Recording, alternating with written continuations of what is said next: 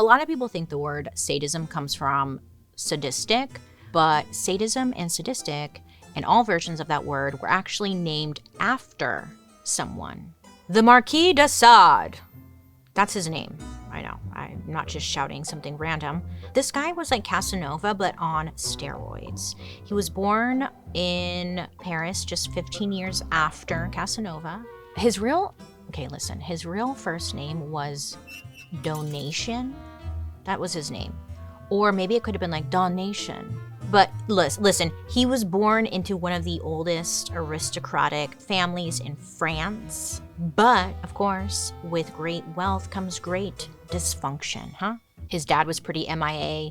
I guess he was having affairs and like running around all over the country. His mom was a lady-in-waiting to the princess at Versailles, and she was all about keeping up appearances. By the time he was only 4, the Marquis was known as a very naughty boy. He beat up the French prince so bad that his mom ended up sending him away to live with his uncle. The Marquis's uncle and his servants ended up spoiling him rotten. I mean, these servants basically couldn't say no to this kid, so he got everything he wanted. And his uncle wasn't a very good influence.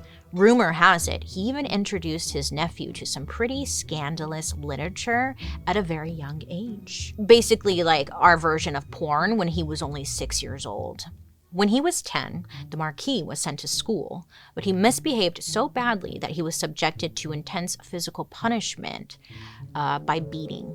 They would beat him a lot. And he spent the rest of his adult life obsessed with flagellation and violence, and it became like his kink, meaning he came to associate pain with sex. Keep in mind, this is 18th century France. People are wearing really big wigs, corsets, they're extremely buttoned up. Everything is like very covered, you know? It was not exactly a time when BDSM was in the conversation, okay? So when he was a teenager, the Marquis was having dozens of affairs, most of them with sex workers. And the first time he got in real trouble was when he forced a prostitute to use crucifixes during sex, which was considered completely blasphemous. He's like, hold this. I don't know what he wanted them to do with it. We can use our imagination. Or maybe he just wanted them to hold it.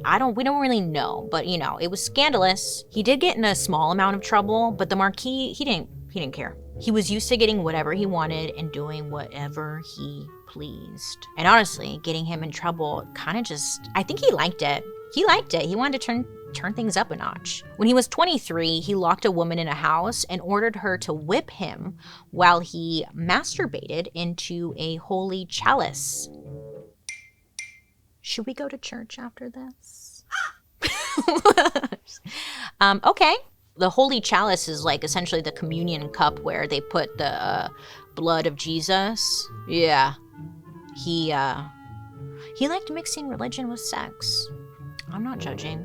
On Easter Sunday in 1768, he invited one of his servants into his room. He seduced her, cut her with a knife, and dripped hot wax into her wounds. Now, many said this is pretty sadistic, but I am intrigued. It's very Ricky Martin, but kind of like not, but what? Okay. The family ended up paying this woman off to keep her from testifying and like, you know, telling everyone, but the story spread like wildfire and the damage was done. The family was totally humiliated. Once again, the Marquis did not give a damn. He was too busy getting into his latest obsession, aphrodisiacs.